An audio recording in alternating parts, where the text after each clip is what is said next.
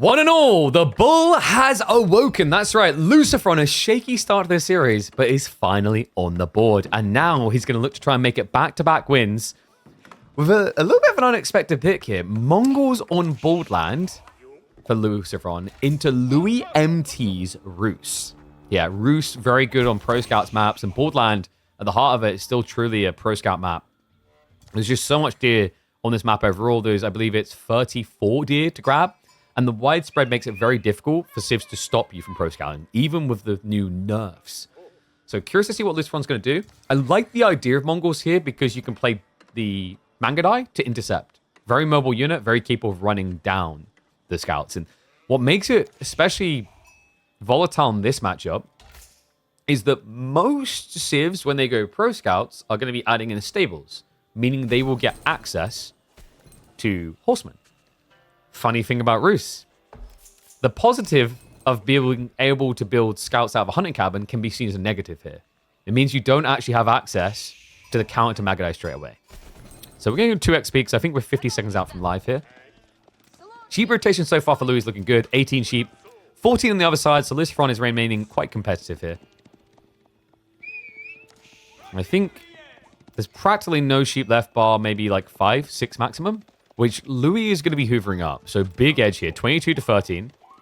We have often seen Mongols go for the Pro Scouts play themselves. I'm not entirely sure this is the type of game where you want to do that, just because of the timing difference. And yes, Fatblop, can you please do predictions? Appreciate you, bud. Go Fatblop. New to the modding rule and already taken to it like a duck to water.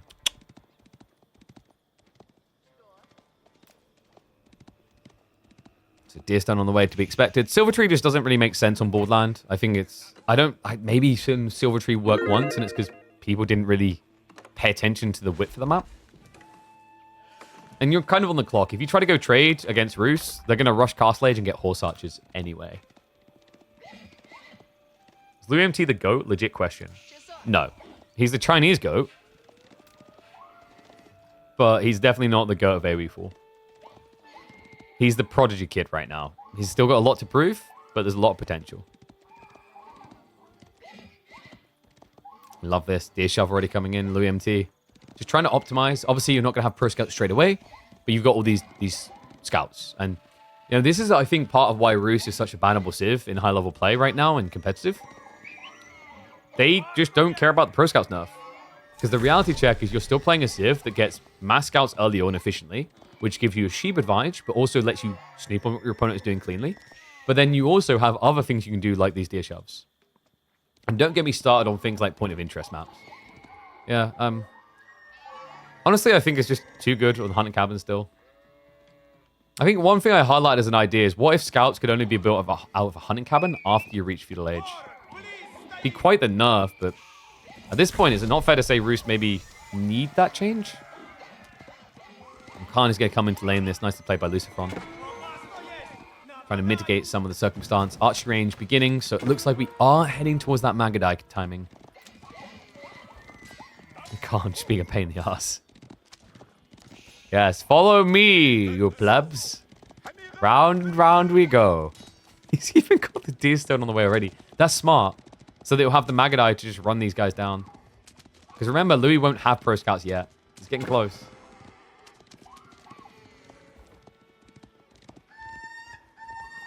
Like the punt of the Falcon, that's smart. Luciferon's trying to make sure there's no extra units coming in, such as spearmen, archers. Basically protecting his investment here, because if he already saw, for example, archery range, or let's say horsemen, you don't really want to try and commit to Mangudai. That's going to feel a little bit weird. But here we go. First double pump is out. The second one is on the way, as well as a Khan Hunter behind them, so there's going to be a big power spike. More deer are still being shoved back, but Luciferon doing a great job of minimizing the value there. Pro Scouts is still, what, 40 seconds out? Yeah. The Mangudai, they're already going to be here. Louis MT about to get the bad news. The Khan could actually just bait them back towards. And good reactions by Louis. He peels off.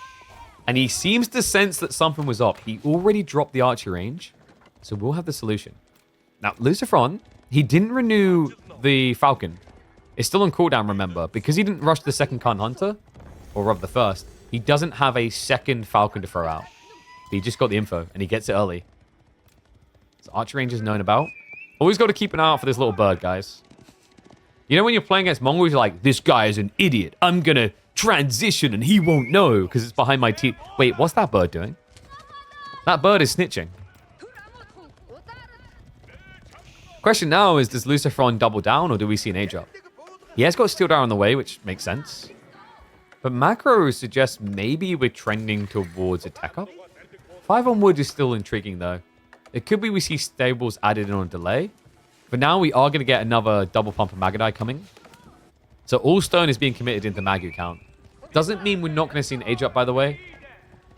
I think on a map like Borderline, it's in particular fine to add in 2 groups of Magadai and spread wide. If Louis had gone for Horseman, going double Magadai group would be really bad. Because the biggest issue with Magadai is if the Khan isn't alive, they are so vulnerable. You can't play extensively with them. This guy is your get out of jail free card. But when you're up against archers, you don't have that threat of being grabbed anymore. So yeah, we could see him just use extra Magadai to camp the deer. Right now, those Magadai are doing a terrible job of doing their job. Tony? Tony? Tony's got a tiny problem. Someone wake him up. Buy this guy an alarm clock for Christmas. He was not paying attention, so a snatch from right underneath his nose.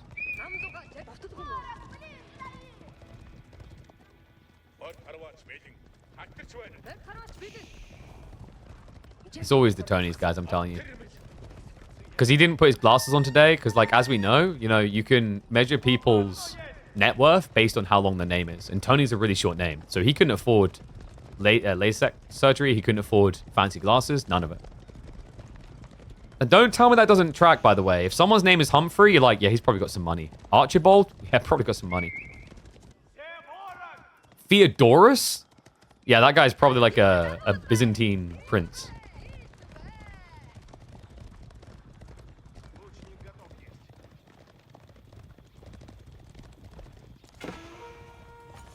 This is where you find out they charge per letter because the ink on birth certificates. Right around the backside here, by the way. There is a small angle, but yeah, Lucifron comes the other way. And this is always so vexing with Magadai. They reveal themselves on buildings unintentionally. We'll be able to dive in, and looks like it's going to be a double kill, so nicely done there. Won't it even cost them Magadai? This is where the Khan Hunters often feel griefy, by the way. They have superior range, but they hit for less. So they actually sacrifice your element of surprise to give you that more range.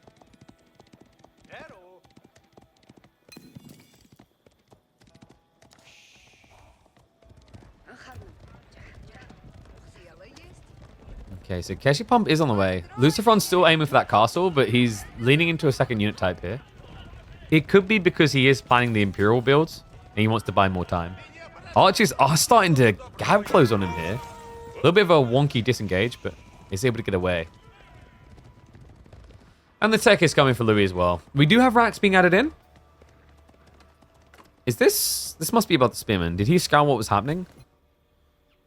Yeah, love that from Louis, actually. A lot of people just don't do this. They focus on getting all the deer. But he has a scout near the enemy base who can go in and look and see what he's doing.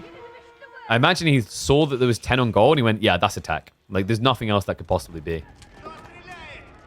Speaking of nothing, this is the number we probably will end up seeing on this. This is not what I call a high-value, high-trade house. This is a medium trade house. Let me know what number you think this has got. The hilarious thing is a medium trade house is still going to be worth a lot. Even low trade houses are worth a lot.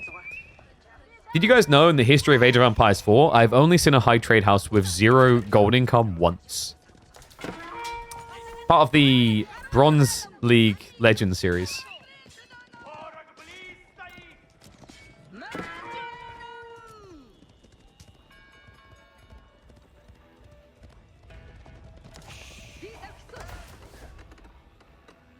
So tech up to complete still for Lucifron.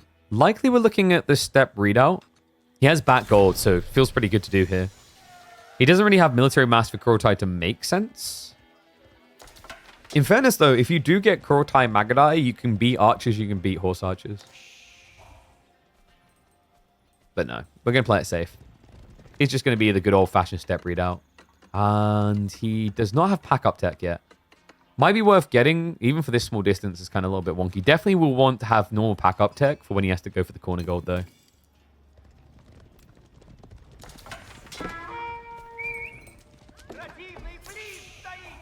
More scouts from Louis. There's just still so much deer on the map. Keshik's now riding on the back. It looks like the scouts did glimpse that and dodged it.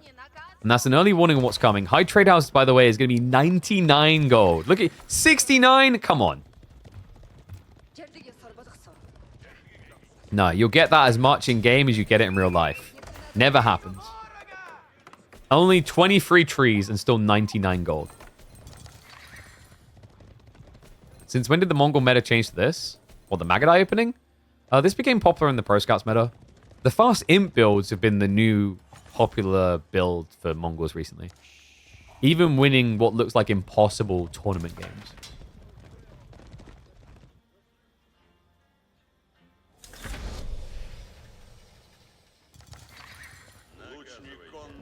Spearman from Louis. Archers. Is there anything else we're missing here?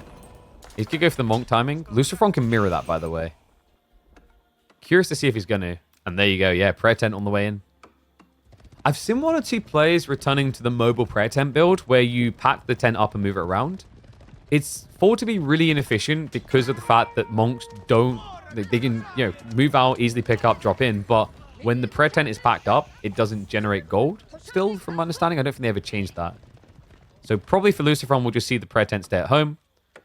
Did they ever fix the double production issue? I think they did. So you can double produce monks, and Lucifron definitely has the stone for that. Instead, though, all that stone is going into Springwood emplacements. I think he saw the horse archers, so he wants to make sure he can just keep attacking without worrying about home too much.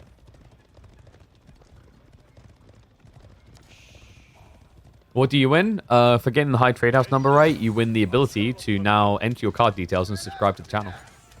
It's quite the honor. Nice intercept. First of the warrior monks goes down. That was well played on the timing as well. Louis MT's approach makes sense. Get the safe relic because you're up against raiding Cav. Lucifron on it like a carbonnet. Now he has confirmation. He can go a little bit more greedy into Shaman because his opponent is doing it as well. Horse Archer bet in the Magadai? Oh, honey. It's not that simple. Magadai, especially ever since they added in Khan Hunters, trade very well into Horse Archers.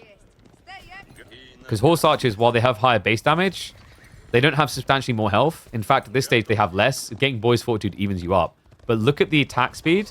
To do 14 damage takes over 2 seconds. Magadai only 7 damage, but they're going to do it in 0.88. So yeah, these units are kind of crazy. It used to be the problem was getting close enough, but Khan Hunter solved that. And of these two, Magadai will definitely scale better into Imperial.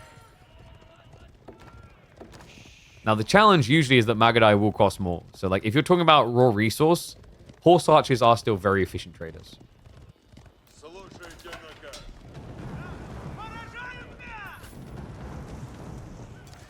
The Deer Stone is going to be sacked. Lucifron.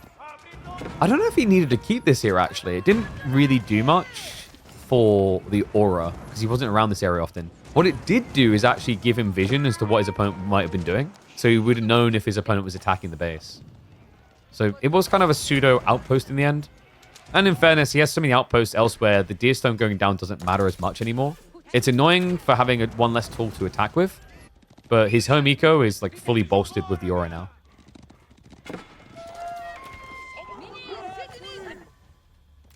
Looks like Louis is going to be able to secure a second relic here.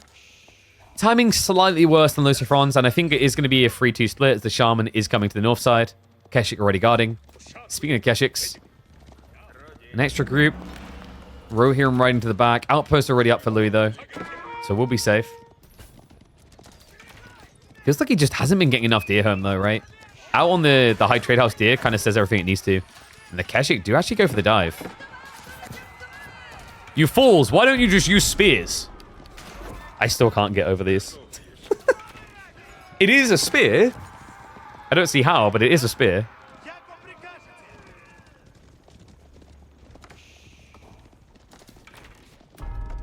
I don't know, man. Like, saying this is a spear and it's the same as, like, a big halberd. It's kind of the equivocal of, like, saying that I can spread butter across bread with a toothpick instead of using a knife. It's like, well, technically you are correct. But why? How is that ever going to be better or more efficient or more logical? Look at this. Louis MT now on the offensive, but Horse Archers making up the backbone feels weird here, folks. Horse Archers raiders, not direct fighters, so Lucifron scaling into Vet Archers should feel pretty good here. Especially considering the Khan Hunters giving him the first hit. Yeah, the 5.75 tile versus the 4.5. Essentially gives you 2 hits before your opponent returns fire. Horse Archers win versus Magadai on cost basis, almost identical DPS but cheaper. Also do better pierce armor. The point is usually like with the Magadai, you can scale them very early, right? So you can have a timing edge. I would say also Magadai, the micro style is very different. So Horse Archers feel terrible, I think, in a retreat compared to Magadai. Because you can just maintain your distance on a retreat and punish them. This one's still poking in the back, by the way. Always just forcing Louis to look back at his base, and we're leaning more and more into those Horse Archers now. Which feels bad when you look at what Lucifron's doing. Archer, Keshix. I think his timing's looking pretty solid here. Might be a little bit too early to break the base, but in terms of pushing your opponent into the corner with limited resources, very feasible. Does have the Step Lancer upgrade as well. Military Academy also on the way, so Lucifron looking for the additional pump. Has to be careful, the A-click into the buildings. He's finding worker kills at the back. Hold on a sec. Oh my, the Magadai! They found the berry workers as they were walking out, so nice strike there. Got what, 5, 6 kills, I think? So I think he already had like 1 to 4. So big strike, big difference now. Lucifron ahead by 11 workers. Has relic advantage. Sacred Sight's locked in as well. Is he doing this? Against the Civ that always gets banned as well. Like remember, HRE is highest priority ban only behind HRE. I think he's played this very well. A lot of players in this situation would have just probably tried for the Imperial timing. I think Lucifron had the correct idea. It would have kind of killed him. Against mass Horse Archers on such an open map, it doesn't make much sense. You don't have safe resources near the TC anymore. It's a great read to play that longer castle. We do have Louis now just having to move abroad into the center of the map. More risky for him. Horse Archers trying to get sneaky. Unfortunately, they're going to run into a mess. Question is whether Louis is going to be paying attention. They do see each other. He will back away. Archers are close by. Louis MT needs to pay attention to that. There is a maneuver speed arrow coming off cooldown in 10 seconds. And you are now approaching Yam, which is dangerous here. The Keshix will gap close you. So you need to dodge the base, steer away from it. Not towards it! Uh-oh. Just get away fast. Don't even turn around for an attack. So we are kind of reaching that stage where you have to ask the important question of which army is going to scale better into Imperial Age. Horse Archers can compete, but they need the space to do so, so you have to be like attacking. And on top of that, it's more expensive. You have to make more steps to get value out of them compared to Archers just with the elite. Keshix is going to feel, I think, pretty good going into Imperial. The Men-at-Arms is curious to me from Louis MT. It's still 22 Keshix, and you have to be aware of the possibility this could go Age 4.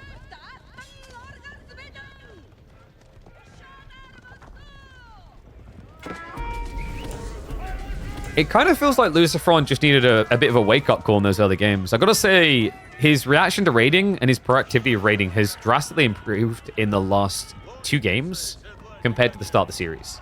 The start of the series, it just kind of looked like Lucifron didn't really know what to do with Louis' openings. The boy is fully woken up now. It's interesting because ironically, that's usually how Louis sets go, where he starts off and he looks a little bit weak. And we have a joke, which is like Louis gone for a coffee break. Because he legitimately, in one of the weeks, had that where he was getting stomped and then had a quick coffee break, came back, and reverse swept his opponent.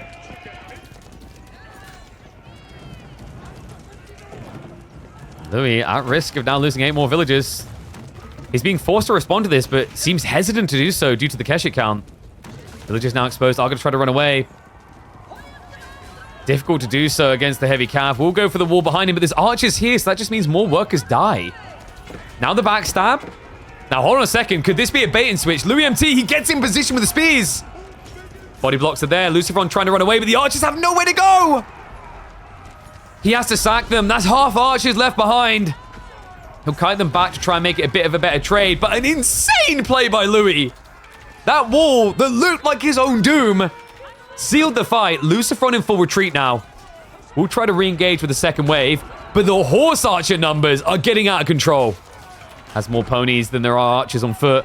Keshiks have to dive in. There's a lot of stand ground coming through here from Louis MT. Maybe ambitiously so, but it seems to be working out. The spearmen catch up. The Keshik count just got completely deleted. I mean, this has to be it, surely. This is an insane eco lead, but Lucifron just lost full mass. Barely anything resembling an army remaining. 2 Keshiks, 7 crossbows, a handful of archers, and Louis MT now double barreling into the men-at-arms horse archers. He has the tempo. He has the timing. Lucifron may lack the access to resources to continue here. He does have a 13 villager lead, but those villagers now at risk of getting heavily idled. Lucifron, he's just going to keep sacking unit by unit in here to keep the horse archers in position. We do have to be respectful of the fact there is double Springwood here. So Louis MT will slow things down just a little bit. But that was crazy. I can't believe that fight.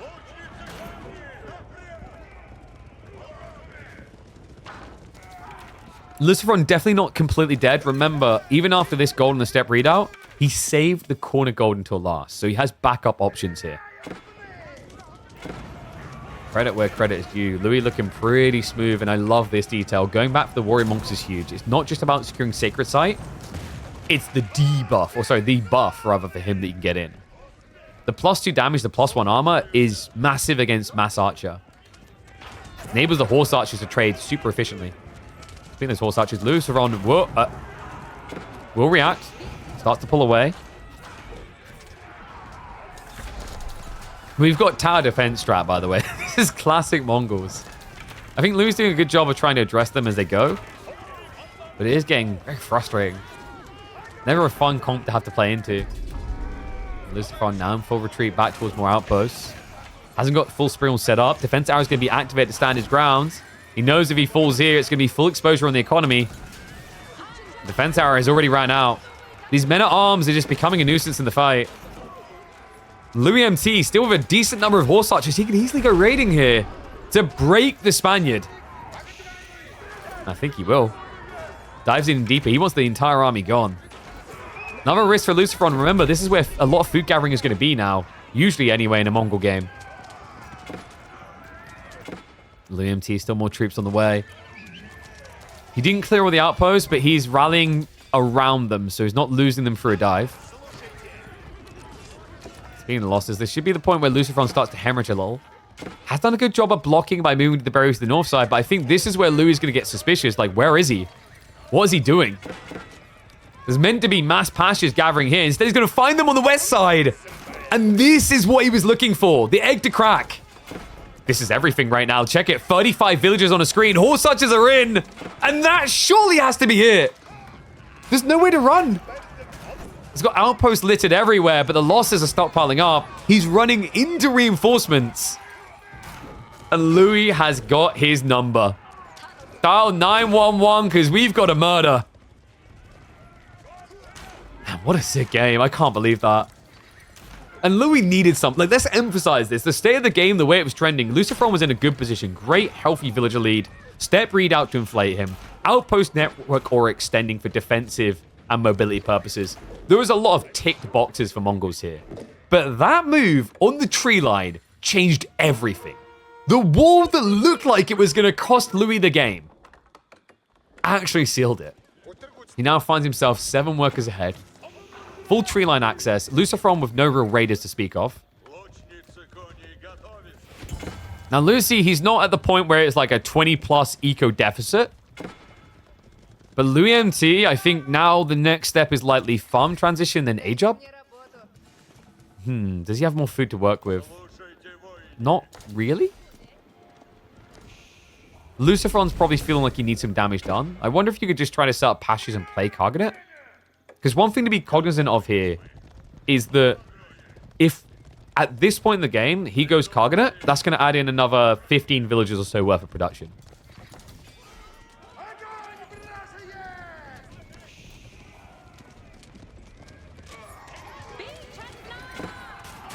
While the game definitely not completely over, I think Lucifron's really reeling from that last attack. He probably realizes he needs some sort of trade out that's favorable. Does Louis still need to be horse archers? This is crazy, actually. I think, like, he's going too deep. No way. Surely not. Yeah, I think the baiting thing about this is that it looks like Louis should have been maybe in a position to end the game, but you have to remember the state of economy. This number is kind of fibbing. He's got 1,500 food income now, but that's because he was moving out to additional resources. That's crazy. And the other problem is, like, Louis never switched off of horse archers. I'm still going to try to brute force the front fight. It's fair to say Lucifron is definitely in an awkward position with his food income, which still hasn't been resolved. And going 2TC is insanely greedy.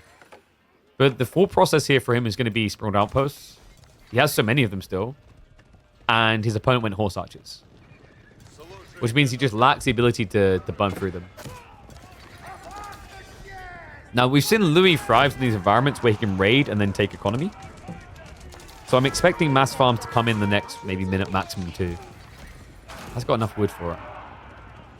The gold is also getting a bit out of control for what Louis needs versus what he has. So it might even be worth just buying some food here. Keep that pump going. Problem he's done here is like the men-at-arms seems to be predictable. Lucifron, he's trying to get into crossbows.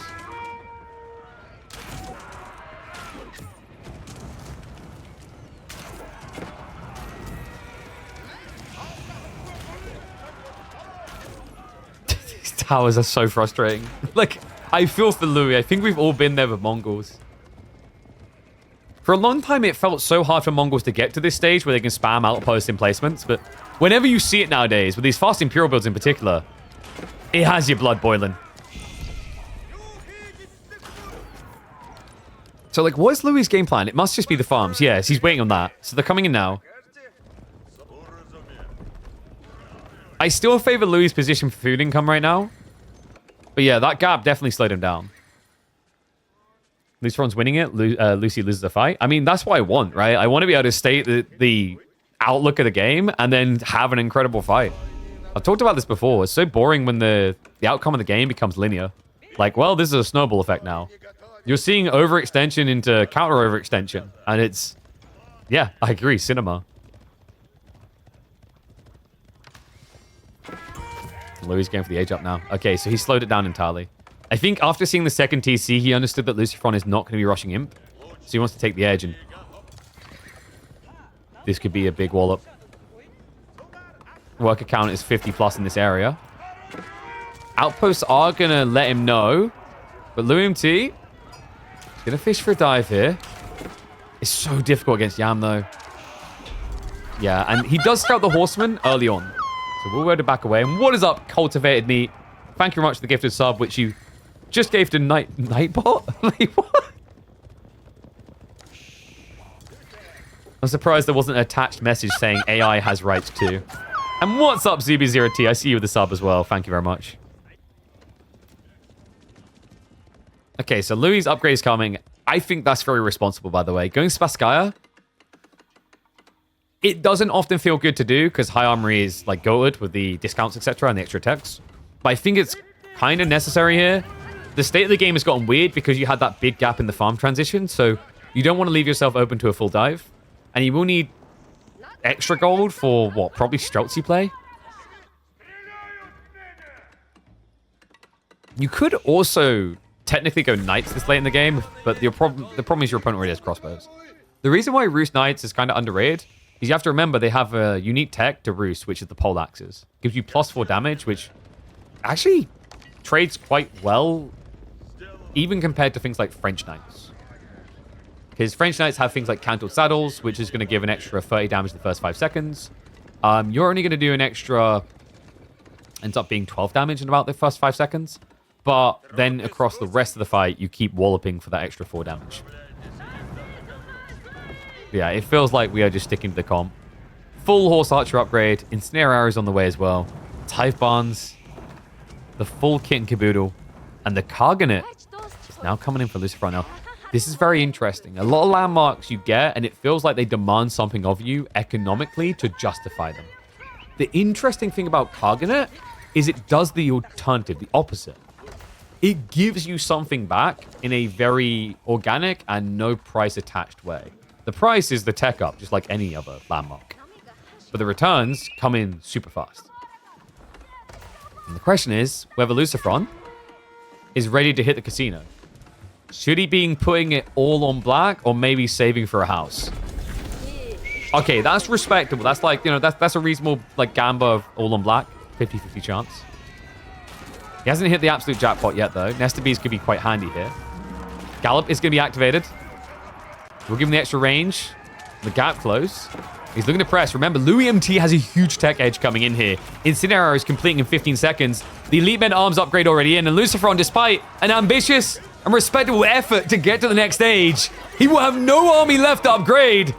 Men at Arms, they are rallying weirdly here. Where are they going? Please just attack something. This is getting ridiculous. Louis, if you just hit the A-click button, the whole army's dead. Looks like it's still going to be Courtesy the Horse Archers. A little bit overkill there, but finally the Men-at-Arms find their groove. And remember, this is pasture area. 31 food eco gatherers that aren't going to be able to work in a matter of moments here. Spirit Emplacements might be able to slow us down eventually, but it would be too little too late. Lucifron knows that he has to bail on the food income. Ditches the area. Cargonet is about to spawn a handful of Palace Guard into max Horse Archers. Louis MT, this is crazy. If those Men-at-Arms had just attacked straight away, I think he'd still have probably 10 plus in the base here and it would already be over. Instead, Lucifron is now playing a game of tower defense. Gallop is activated again. He sandwiches him on both sides. The eco lead is now with Louis, and this is not going to slow down, surely. Yeah, he did at least get Military Academy on the Cargonet, so we'll be pumping out the reinforcements fast. Louis MT will have to reset and wait for the Men-at-Arms by the looks of it. This is ridiculous. How is this game actually not over at this stage? I think Louis is looking to resolve that problem because every time he dives, he loses because of outposts. So we do have Rams now. I think that's what... Was that Men-at-Arms building or the Siege Workshop? No, he's got Siege Workshop building and lightweight beams on the way. Okay, so this should... And I'm going to asterisk it in the biggest way because what should have happened and what has happened in this game constantly is in flux. But this should be the detail that breaks into the base, that clears the way to get Lucifron off this tree line, off these pastures, and dead. Big asterisk on that, though.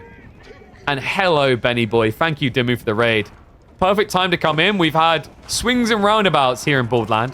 Seems appropriate when we're on this map that Dimmu would raid. Louis MT. Still has to be feeling like he's in the driving seat, at least for the moment. There's no university text coming through. No ensnare arrows for Lucifron. Rams are now here to address those emplacements. Men-at-Arms torching them down as well. Horse Archer on Horse Archer. Is a brutal affair between the two. Killing their fellow brothers. And that's what Betrayal gets you. And TC's already almost gone. Oh my. Oh, this is what was missing. Louis MT before was taking a raid approach, which...